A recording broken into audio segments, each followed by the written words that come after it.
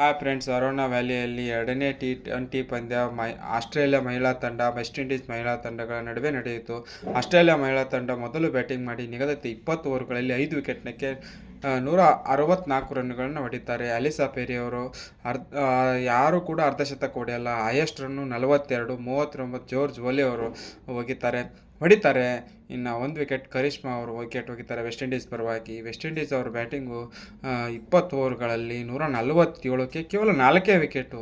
ಮ್ಯಾಥ್ಯೂಸ್ ಅವರು 41 ಬಾಲಲ್ಲಿ 56. ಬಿರ್ಷಿನ ಬ್ಯಾಟಿಂಗ್ ಅರ್ಧಶತಕ ಹೊಡಿತಾರೆ. ಈ T20 ಪಂದ್ಯದಲ್ಲಿ ಏಕೈಕ ಅರ್ಧಶತಕ ಅಂತ ಹೇಳಬೇಕು. ಬಿಟ್ಟರೆ ಡಾಟಿನ್ ಅವರು ಕೇವಲ 28 ಬಾಲಲ್ಲಿ 39. ಅಜಯ್ ಹೊಗಳದು ಕೇವಲ 4 ವಿಕೆಟ್ ಬಿದ್ದರೂ ಕೂಡ 17 ರನ್ಗಳ ರೋಚಕ ಗೆಲುವನ್ನು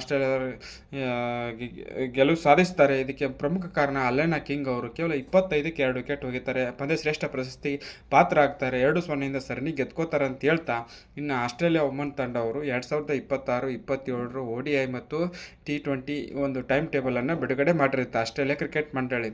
ಇನ್ನು ಅಕ್ಟೋಬರ್ ತಿಂಗಳಲ್ಲಿ ಬಾಂಗ್ಲಾದೇಶ್ ಮಹಿಳಾ ತಂಡ ಆಸ್ಟ್ರೇಲಿಯಾದ ವಿರುದ್ಧ 3 ಏಕದಿನ ಪಂದ್ಯಗಳನ್ನು ಅಕ್ಟೋಬರ್ 9, 11, 14, ಇನ್ನು ಅಕ್ಟೋಬರ್ 18, 20, 22ರಂದು 3 T20 ಪಂದ್ಯಗಳನ್ನು ಆಡಲಿದೆ.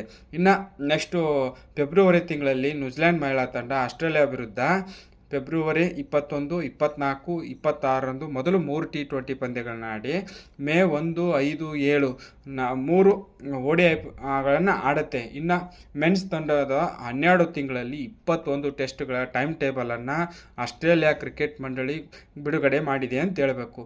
ಮೊದಲನೇದಾಗಿ ಬಾಂಗ್ಲಾದೇಶ್ ಜೊತೆ 2 ಟೆಸ್ಟ್ ಆಡ್ತಾರೆ. ಸೌತ್ ಆಫ್ರಿಕಾದಲ್ಲಿ 3 ಟೆಸ್ಟ್ ಆಡ್ತಾರೆ. 4 ಟೆಸ್ಟು ನ್ಯೂಜಿಲೆಂಡ್ ಜೊತೆ ಆಡ್ತಾರೆ. 5 ಟೆಸ್ಟು ಭಾರತದಲ್ಲಿ ಆಡ್ತಾರೆ. ಇಂಗ್ಲೆಂಡಲ್ಲಿ 4 ಟೆಸ್ಟ್ ಆಡ್ರೆ 1 ಟೆಸ್ಟು ಆಸ್ಟ್ರೇಲಿಯಾದಲ್ಲಿ ಆಡ್ತಾರೆ ಅಂತ ಹೇಳ್ತಾ, ಇದುವರೆಗಿನ ಕ್ರಿಕೆಟ್ ಪ್ರಮುಖ ಅಂಶಗಳನ್ನು ನಿಮ್ಮೊಂದಿಗೆ ಹಂಚ್ಕೊಳ್ತಾ ಇದ್ದೀನಿ. ಹೆಚ್ಚು ನನ್ನ ವಿಡಿಯೋವನ್ನು ಸಬ್ಸ್ಕ್ರೈಬ್ ಮಾಡಿದ್ರೆ ಇನ್ನೂ ಹೆಚ್ಚು ಮಾಹಿತಿಯನ್ನು IPL ವಿಶೇಷತೆಗಳನ್ನು ತಮ್ಮನ್ನು ಹಂಚ್ಕೋತೀನಿ ಅಂತ ಹೇಳ್ತಾ ನನ್ನ ವಿಡಿಯೋವನ್ನು ಮುಗಿಸ್ತಾ ಇದ್ದೀನಿ. ಜೈ ಹಿಂದ್, ಜೈ ಜವಾನ್, ಜೈ ಕಿಸಾನ್.